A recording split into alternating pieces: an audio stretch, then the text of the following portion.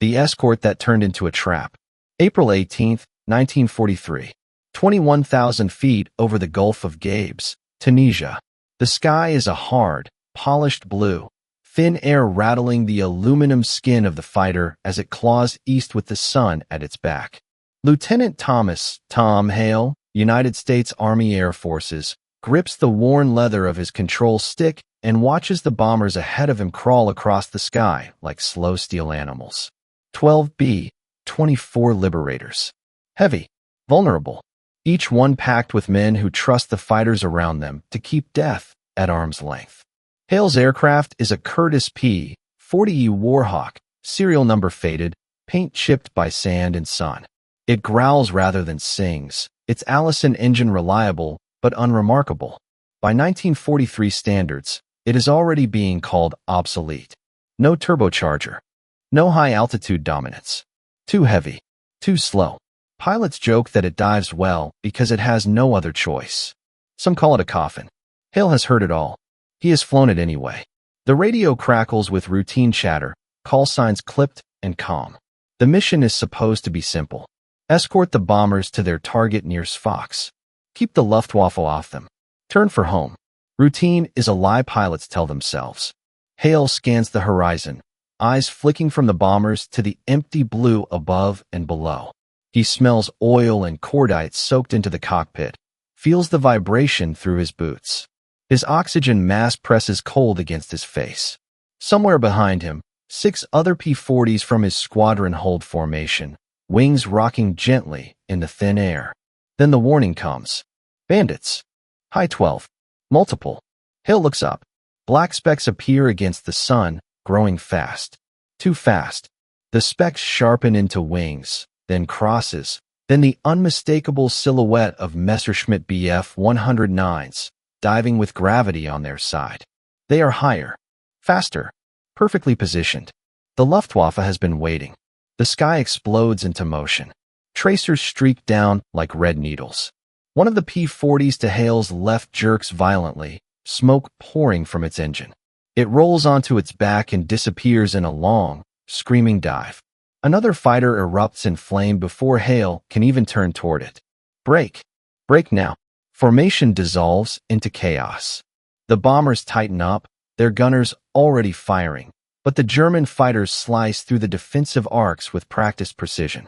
Hale shoves the throttle forward and pulls hard, the Warhawk shuddering as it bleeds energy. A Bf-109 flashes past his canopy, close enough that Hale sees the pilot's goggles. Gunfire hammers the air behind him. The P-40 groans, but it holds together.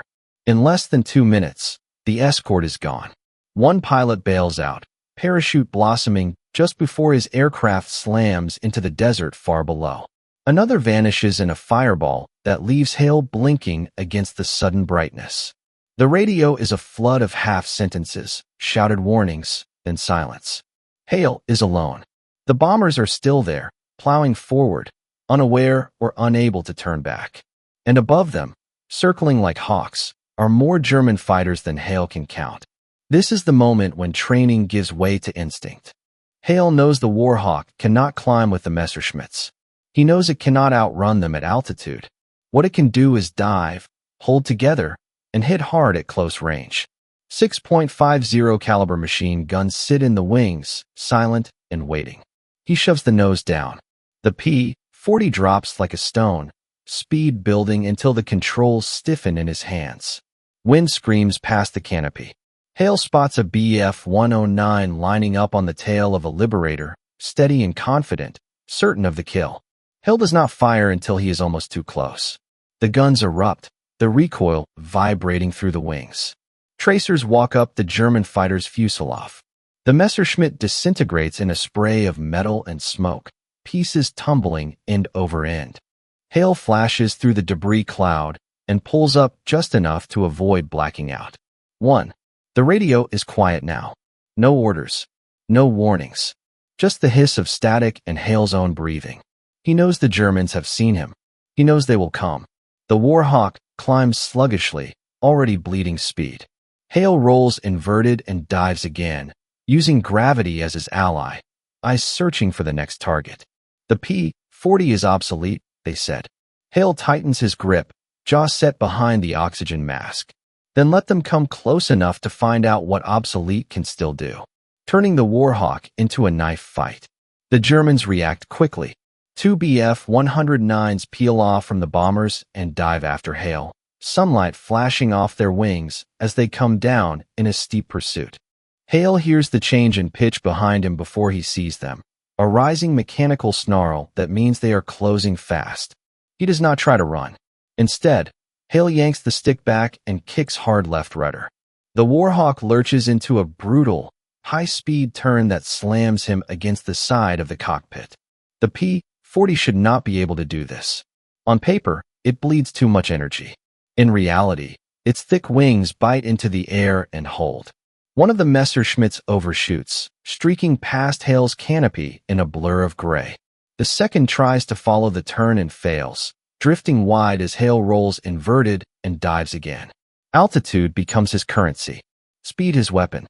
He pulls out behind the second German fighter, closer than he wants to be, so close he can see the tail markings. The Bf-109 pilot begins a climb, trusting his aircraft's superior power to leave the American behind. Hale fires anyway. The .50s hammer the air. Tracers slam into the underside of the German fighter. The engine explodes in a sudden orange flash. The Messerschmitt snaps into a spin, trailing smoke as it corkscrews down toward the desert. 2. Hale exhales, barely aware he had been holding his breath. His hands tremble, not from fear, but from the effort of keeping the aircraft under control. Sweat runs down his spine despite the cold at altitude. More shapes drop in around him. 3. No for fighters. They circle wide, cautious now. They know he is alone, but they have seen what happens when they rush in carelessly. Hale watches them through the canopy, counting, measuring distances, waiting for one to make a mistake. The bombers are still ahead, engines droning steadily, gunners firing sporadically at distant shapes. Hale knows he cannot stay with them forever. His fuel is finite. His ammunition even more so. But he can buy them time. A Messerschmitt breaks formation and dives. Hale meets it head-on. The closure rate is terrifying. Both pilots fire. Tracers streak past the canopy, so close Hale flinches. He holds his fire until the last possible second, then squeezes the trigger. The German fighter shatters in midair, wings tearing free as the fuselage disintegrates. Hale punches through the wreckage, pieces rattling against his aircraft like thrown gravel. 3. He pulls up hard, vision tunneling, the edges of the world going gray. He relaxes the back pressure just enough to stay conscious.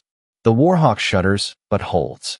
Another Bf-109 slides in behind him, perfectly positioned. Hale hears the impacts before he feels them. Thuds along the fuselage. A sharp crack as a round punches through the wing. The aircraft shivers, but the engine keeps running. He dives straight down. The German follows, confident now. This is where the P-40 lives. Speed builds past 400 miles per hour. The controls grow heavy. Hale waits, counting seconds, feeling the pressure in his chest. Then he pulls. The Warhawk responds, nose coming up in a violent arc. The Messerschmitt cannot match it. It tries, wings fluttering as it reaches its structural limits. Hale rolls over the top and drops in behind him. The German pilot realizes too late. Short bursts. Controlled. The enemy fighter erupts into flame, the cockpit engulfed as it plunges toward the ground. 4. Hale's heart pounds so hard he can feel it in his throat. His mouth is dry. His arms ache. The radio remains silent except for static. No one is coming to help. He checks his ammunition counters. Already low. Below him, the desert stretches endlessly, pale and unforgiving. Above, the sky still holds enemies. Another pair of Messerschmitts approaches, this time from opposite directions. They are learning, trying to box him in. Hale angles toward the sun, using the glare to mask his movement. One of the Germans loses him for a moment. That moment is enough. Hale dives out of the glare and opens fire at point-blank range. The Bf-109 disintegrates under the impact, fragments spinning away. 5. The remaining fighter breaks away, climbing hard. Hale does not follow. He cannot afford the altitude loss. Instead, he circles back toward the bombers, placing himself between them and the threat. Smoke stains the sky now, black and oily. Somewhere behind him, a Liberator trails a thin line of vapor but keeps flying. Hale knows this cannot last. He also knows he is not done yet. 9 minutes that redefine the fight. The Luftwaffe does not disengage. They regroup. Hale sees them climbing in a loose spiral above the bombers. 5 fighters now, maybe more just out of sight. They are angry. This was supposed to be a clean kill. An outdated American fighter was supposed to fall apart under pressure. Instead, it is still there. Hale's fuel gauge creeps lower. His ammunition counters hover near empty on 2 wings. The Warhawk bears fresh scars, holes punched through metal skin, one aileron sluggish but responsive. He talks to the airplane without realizing it. Easy now. Just show me one more. The Germans come down together. This time they attack the bombers directly, forcing Hale to choose. He pushes the throttle forward and dives into the formation, guns blazing not to kill but to disrupt. Tracers tear through the sky, forcing 2 Messerschmitts to break off. One does not break far enough. Hale snaps the nose around and fires a short burst. The rounds walk across the cockpit. The German fighter flips violently, nose dropping straight down before it vanishes into the haze below. 6. The sky feels smaller now. Crowded. Every direction holds danger. Hale pulls up just in time to avoid a collision, feels another burst tear past his tail. He dives again, using the Warhawk exactly as it was designed to be used. Fast, heavy, unforgiving. A Bf-109 tries to follow him down, but peels away, unwilling to push his aircraft that hard. Hale reverses, rolling and pulling until the German slides into his sights. The guns cough. One wing gun falls silent. The others keep firing. The Messerschmitt explodes into fragments. 7. Hale's breathing is ragged. His hands are numb. The desert rushes up at him faster than he expects. He pulls out low, the ground so close he can see individual shadows of rocks and scrub. He climbs back toward the bombers, now fewer than before, but still holding together. Gunners track targets wildly, firing at shapes that dart in and out of range. Another German fighter drops in behind Hale. There is no warning this time, just the sudden hammering impact. The cockpit fills with the smell of burned oil. A warning light flickers, then steadies. Hale rolls and pulls, forcing the enemy into a turning fight where the Warhawk still has teeth. The German pilot tries to climb away. Hale fires his last long burst. The Messerschmitt bursts into flame and peels off, trailing smoke until it disappears into the desert. 8. Silence follows. An unnatural pause. Hale scans the sky, heart pounding, expecting another attack that does not come. Then he sees it. One final fighter, circling high, watching, waiting. Hale climbs slowly, painfully, coaxing every foot of altitude he can. The Warhawk is tired. So is its pilot. The German dives first. They meet head-on. This time, Hale does not flinch. He holds steady, fires everything he has left in one final, sustained burst. The German fighter disintegrates in a violent flash of metal and fire. 9. Hale pulls up through the debris, shaking, disbelieving. The sky around him is suddenly empty. The bombers fly on, scarred but alive. The radio crackles for the first time in minutes. Someone is calling his name. Alone in the sky after the guns fall silent. Hale answers the radio, his voice hoarse and unsteady. This is Hale. I'm here. There is a pause. Then disbelief floods the frequency. A bomber pilot responds, voice tight with shock and relief. They saw the smoke.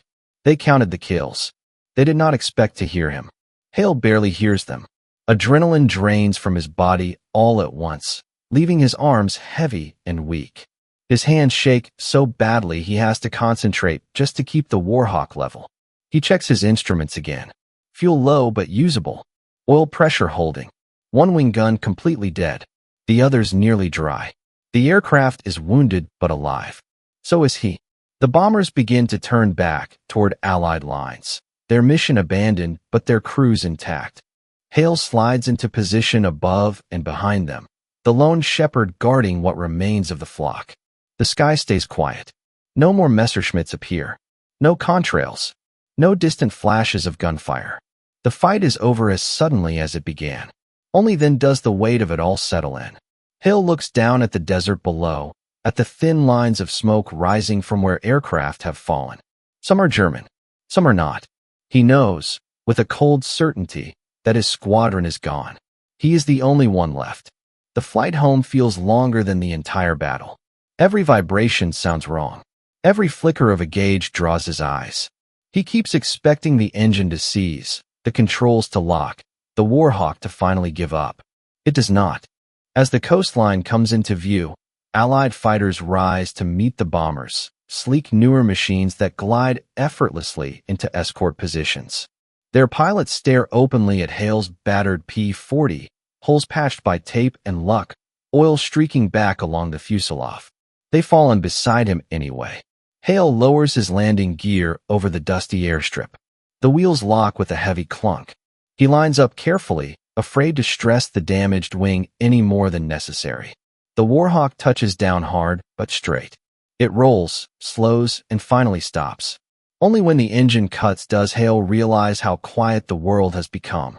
Ground crews rush toward the aircraft, stopping short when they see the damage. One mechanic counts the holes in the wing out loud, then stops counting. Hale climbs down slowly, legs unsteady. Someone grabs his arm to keep him from falling. Voices surround him, overlapping, excited, confused. How many did you get? Hale tries to answer. His mouth opens. Nothing comes out. 9. He finally says it, barely above a whisper. The word spreads across the airfield like a shockwave. Officers appear. Men who had already written the mission off as a loss stare at the pilot and the plane in front of them. A Warhawk. A death trap. An obsolete fighter. Hale looks back at the aircraft, at the scorched gun ports and torn metal. He reaches out and rests his hand on the warm fuselage. It brought him home. That night, as the desert cools and the wind carries the smell of oil and sand, Hale sits alone outside his tent. The sky above him is clear and endless. He does not feel like a hero. He feels tired. When the story reaches command, the official report takes hours. Hale sits under a bare bulb in a canvas briefing tent while intelligence officers listen, pens scratching across paper. They ask him to repeat details. Altitudes, angles, distances. How close? How fast? How many rounds fired? 9 enemy fighters destroyed in a single mission is not a number that fits easily on a form. Hale answers as best he can, voice flat, eyes still seeing flashes of gunfire every time he blinks. He explains how he dove instead of climbing, how he forced the Germans into turns they did not expect, how the Warhawk held together when it should not have. One officer frowns and asks him if he is certain. Hale meets his eyes. Yes, sir. The room goes quiet. Word spreads beyond the airfield by morning. Maintenance crews stop what they are doing when Hale walks past. Pilots from other squadrons find excuses to linger near the battered P-40, studying it like a relic. Someone chalks 9 small crosses beneath the cockpit before an officer orders it wiped away. Command sends a photographer. The camera clicks as Hale stands stiffly beside his aircraft, uncomfortable under the attention. He does not smile. He does not know how to explain what happened without sounding like he is bragging. Behind the scenes, the story moves upward through channels that Hale will never see. Group headquarters, wing command, analysts who pore over combat reports and suddenly take a second look at an aircraft they had already written off. The Curtiss P-40 was supposed to be replaced, phased out, assigned to secondary roles where losses would be acceptable. Hale's fight does not save the Warhawk from history, but it forces a pause. Instructors begin emphasizing tactics Hale used instinctively. Dive attacks, high-speed passes, refusing prolonged climbs, teaching pilots how to survive, not how to win on paper. A younger pilot approaches Hale one evening, helmet tucked under his arm. He hesitates before speaking. They say you took on the whole sky by yourself. Hale shakes his head. I just didn't leave. That night, he lies awake listening to the wind move through the tents. He thinks about his squadron. Faces. Voices. Men who did not walk back across the airfield with him. 9 victories do not bring them back. A week later, The citation arrives. Then another. Medals. Handshakes. Words like gallantry and extraordinary heroism appear in documents stamped and signed by men far from the desert sky. Hale accepts them because that is what is expected. But when he flies again, when the engine vibrates and the horizon tilts, none of that matters. Only the aircraft. Only the airspeed. Only staying alive long enough to land. The Warhawk keeps flying. So does Hale. The mission that changed what obsolete meant. The war does not pause to remember one man. New missions arrive. New pilots rotate in. New aircraft begin appearing on the flight line, sleeker, faster, built for a different kind of fight. The P-40s are pushed farther from the front, assigned to ground attack, secondary patrols, places where survival matters more than prestige. Hale flies them anyway. He becomes quieter after that mission, more deliberate. Younger pilots notice how he plans every engagement before it happens, how he never wastes altitude, never chases an enemy upward just to prove he can. They start copying him, whether they realize it or not. Months later, in a different sky, Hale hears another pilot survive because he dove instead of climbed. Another bomber crew makes it home because a lone escort stayed when he could have run. No one writes headlines about those moments. But they happen. The story of the 9 kills spreads beyond official channels, passed quietly between pilots the way real lessons always are. Not as a boast, but as a warning and a reminder. Technology matters. Speed matters. But judgment matters more. Years later, long after the desert airfields have gone quiet, the Warhawk becomes a museum piece. Visitors walk past it, reading placards that describe it as outdated, surpassed, a stepping stone to better designs. Hale stands among them once, anonymous, listening. He does not correct anyone.